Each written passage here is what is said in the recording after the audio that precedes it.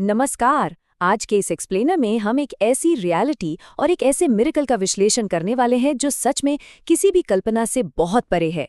ये हैरानगेज कहानी है जूलियाने कोपके की। एक ऐसी फ्लाइट जो आसमान से सीधे मौत के आगोश में चली गई और एक 17 साल की लड़की जो उस खौफनाक हादसे के बीच फंस गई थी। बिना क्लाइमेक्स बताए बस इतना कहूंगी कि ये कहानी इंसानी हिम्मत और सर्वाइवल की एक जीती जागती मिसाल है। चलिए बिना वक्त गवाए शुरू करते हैं इस सफर को। 10,000।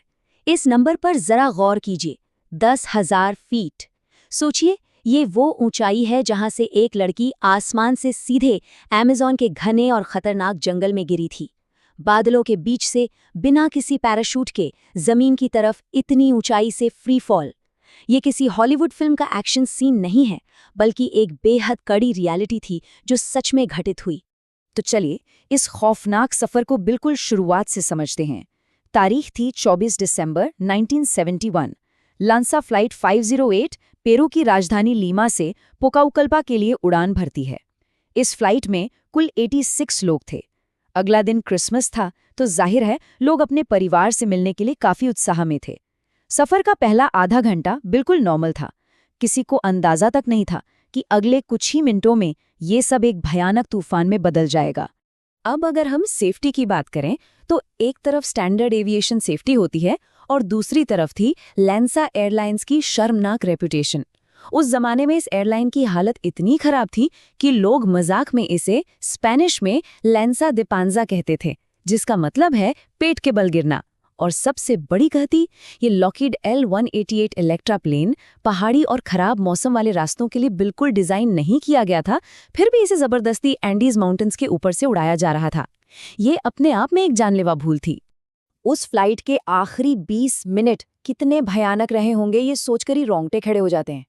पायलट तूफान से बचने के बजाय प्लेन को सीधा तूफान के अंदर घुसा देते हैं। अचानक 21,000 फीट की ऊंचाई पर प्लेन के राइट विंग पर एक जोर की बिजली गिरती है और आग लग जाती है। कुछ ही सेकंड्स में वो विंग टूटकर अलग हो जाता है और लगभग 10,000 फीट आते आते हवाई दाब और टर्ब्यूलेंस की वजह से वो फ्लाइट आसमान में ही टुकड़ों में बिखरना शुरू हो जाती है। अंदर का मंजर कितना डरावना रहा होगा, इसकी कल्पना करना भी मुश्किल है। लेकिन इस पूरी तबाही के बीच एक ऐसा मिरेकल हुआ जिसे आज भी लोग पूरी तरह समझ नहीं पाते।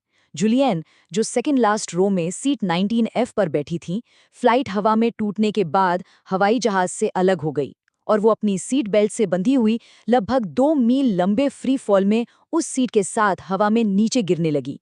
इंसानी इतिहास में इस तरह गिरकर बच जाना लगभग असंभव था। तो असली मुद्दा ये है कि वो आखिर बची कैसे। इस असंभव से मिरेकल के पीछे 3 मुख्य कारण थे। पहला, तूफान के अपड्राफ्ट्स यानी नीचे से ऊपर आती तेज हवाओं ने उसके गिरने की रफ्तार को थोड़ा धीमा किया। दूसरा, गिरते वक्त उसकी सीट्स की रो इतनी तेजी से घूमने लगी कि उसने एक हेलीकॉप्टर के पंखों की तरह काम किया, जिससे स्पीड और कम हो गई। और तीसरा बड़ा कारण, अमेज़न के घने पेड़। ऊपर से ये जंगल बिल्कुल ब्रोकली के खेत जैसा दिख रहा था और इन घने पत्तों ने एक कुशन यानी एक गद्दे की तरह काम किया। आसमान से गिरकर बच जाना तो वाकई एक बड़ा मिरेकल था, लेकिन अगली सुबह कीचड़ और बारिश के बीच अकेले होश आना, वो एक बेहद कड़ी रियलिटी थी। जब जूलियाने को होश आया तो उसका कॉलर बोन टूट चुका था, घुटने में मोच थी, पूरे शरीर पर गहरे घाव थे और एक आंख सूजकर पूरी तरह बंद हो चुकी थी। दूसरी आंख से बहुत कम दिख रहा था क्योंकि चश्मा खो चुका था और पैरों में से एक सैंडल भी गायब थी। अमेज़न के उन 11 दिनों का सफर किसी भयानक परीक्षा से कम नहीं था। पहला दिन तो होश आने में निकल गया।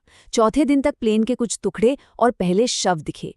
छठे दिन वो थोड़ी हिम्मत करके एक बड़ी नदी तक पहुंची और 10वें दिन जाकर उसे एक नाव दिखाई दी। हर गुजरते दिन के साथ बिना खाने के भूख, थकन और चोटों की वजह से हालत लगातार बिगड़ती ही जा रही थी। ऐसी जगह पर जिंदा रहने के लिए सबसे जरूरी चीज क्या होती है? पानी। खुशकिस्मती से जूलियन के माता-पिता जूलॉजिस्ट थे और उसके पिता ने उसे जंगल सर्वाइवल का एक बहुत जरूरी नियम सिखाया था। उन्होंने बताया था कि अगर जंगल में खो जाओ तो पत्तों से टपकती पानी की बूंदों को ढूंढो, उस पतली धार का पीछा करो। वो धार आगे जाकर झरने में बदलेगी, झरना एक छोटी नदी में और नदी आगे चलकर किसी बड़ी नदी या इंसानी बस्ती तक जरूर ले जाएगी। उसने बिल्कुल यही स्ट्रैटेजी अपनाई। चौथे दिन की सुबह का मंजर वाकई दिल दहला देने वाला था। जंगल के रास्ते पर चलते हुए उसे फ्लाइट की सीट्स के एक और रो मिली। इन सीट्स में 3 लोग अभी भी बंधे थे और वो लोग इतनी तेजी से जमीन पर गिरे थे कि उनके सर 3 फीट जमीन के अंदर धंस गए थे। जूलियन बुरी तरह डर गई थी कि कहीं उनमें से एक उसकी माँ तो नहीं, लेकिन जब उसने मृतक के पैर देखे तो उस पर नेल पॉलिश लगी थी। उसकी माँ कभी नेल पॉलिश नहीं लगाती थी। ये जानकर उसे हल्की सी राहत मिली। जंगल में चलते चलते जब उम्मीद टूटने लगती है ना, तो एक छोटी सी आवाज भी बहुत बड़ा फर्क पैदा कर सकती है। छठे दिन उसे एक आवाज सुनाई दी। ये आवाज थी वाटसन पक्षी की। अपनी पढ़ाई और जानकारी के बल पर जूलियन जानती थी कि ये पक्षी हमेशा बड़े खुले पानी के स्रोत के पास ही रहता है। ये सुनकर उसे यकीन हो गया कि अब बड़ी नदी बिल्कुल पास ही है और उसने नई ऊर्जा के साथ अपना सफर आगे बढ़ाया। लेकिन 10वें दिन तक आते आते एक और भयानक मुसीबत सामने आई। 30, जी हाँ 30।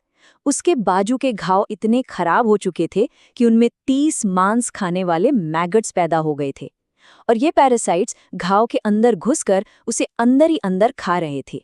किसी के लिए भी ये एक ऐसा वक्त हो सकता था जहां उम्मीद पूरी तरह टूट जाए और इंसान हार मान ले। और ये अगला हिस्सा सिखाता है कि उस लड़की के अंदर जीने की कितनी आग थी। जब 10वें दिन वो एक छोटी सी अबैंडन झोपड़ी तक पहुंची तो वहां उसे नाव के इंजन का पेट्रोल रखा हुआ मिला। अपनी जान बचाने और उन पैरासाइट्स को बाहर निकालने के लिए उसने वो पेट्रोल सीधे अपने खुले घावों पर डाल दिया। जलन और दर्द का अंदाजा लगाना यहाँ लगभग नामुमकिन है, लेकिन उस पेट्रोल की वजह से वो सभी 30 कीड़े बाहर निकल आए और उसने उन्हें एक एक करके बाहर फेंक दिया। अगले दिन की शाम जब 3 लोकल लोग उस झोपड़ी के पास पहुंचे तो जुलियाने को देखकर वो बुरी तरह डर गए। फटे कपड़े, पूरे शरीर पर घाव, खून से लाल आंखें। अमेज़न के इन लोगों ने याकोमामा नाम की एक पौराणिक जल की देवी या शैतान की कहानियां सुन रखी थी। इसे उस खौफनाक हालत में देखकर उन्हें सच में लगा कि ये जंगल की कोई भयानक शक्ति है जो पानी से निकल कर आई है। लेकिन तभी जूलियन ने अपनी बाकी बची सारी हिम्मत जुटाए और टूटी फूटी स्पेनिश भाषा में उनसे कहा, मैं लैंसा फ्लाइट क्रैश की बची हुई लड़की हूँ, मेरा नाम जूलियन है। ये सुनते ही उन लोगों ने आके उसे तुरंत संभाला, लेकिन इस बड़ी राहत के साथ ही एक दिल तोड़ने वाली हकीकत भी सामने आई। उन्हें खबरों से पता चला था कि क्रैश में सभी लोग मारे जा चुके हैं, यानी अगर वो सच में उस फ्लाइट में थी तो वो अकेली सर्वाइवर थी, जिसका सीधा मतलब था कि उसकी माँ भी अब इस दुनिया में नहीं रही। चलिए देखते हैं कि इसके बाद क्या हुआ। इस भयानक हादसे के बाद की रियलिटी और भी बड़ी चुनौती थी। सर्वाइवर्स गिल्ट यानी सिर्फ अकेले बच जाने का बोझ और डरावना सपने हमेशा उसे सताते रहे, पर उसने हार नहीं मानी। उसने बायोलॉजी पढ़ी, एक बेहतरीन जूलॉजिस्ट बनी और वापस उसी अमेज़न जंगल में जाकर अपनी माँ के काम को आगे बढ़ाया। पंगुआना रिसर्च स्टेशन की डायरेक्टर के रूप में वहाँ के जानवरों और जंगल को बचाने में अपना पूरा जीवन लगा दिया। लेकिन इस पूरी कहानी का एक और बेहद दर्दनाक हिस्सा इस नंबर में छुपा है, 14। जब बाद में इन्वेस्टिगेशन टीम वहां पहुंची तो पता चला कि आसमान से गिरने के बाद 14 और ऐसे लोग थे जो इनिशियल क्रैश से जिंदा बच गए थे। जी हां, 14 लोग। लेकिन वो लोग डर के मारे बस अपनी जगह पर बैठे रहे, किसी मदद के आने का इंतजार करते रहे, और इंतजार करते करते उन सभी ने उसी जंगल में अपने दम तोड़ दिए।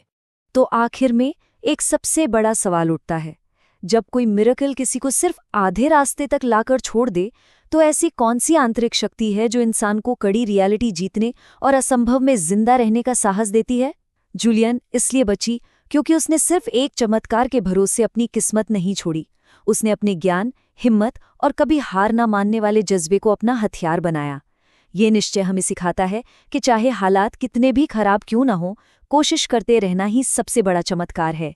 इसी उम्मीद और सोच के साथ हमारा आज का ये एक्सप्लेनर यहीं समाप्त होता है।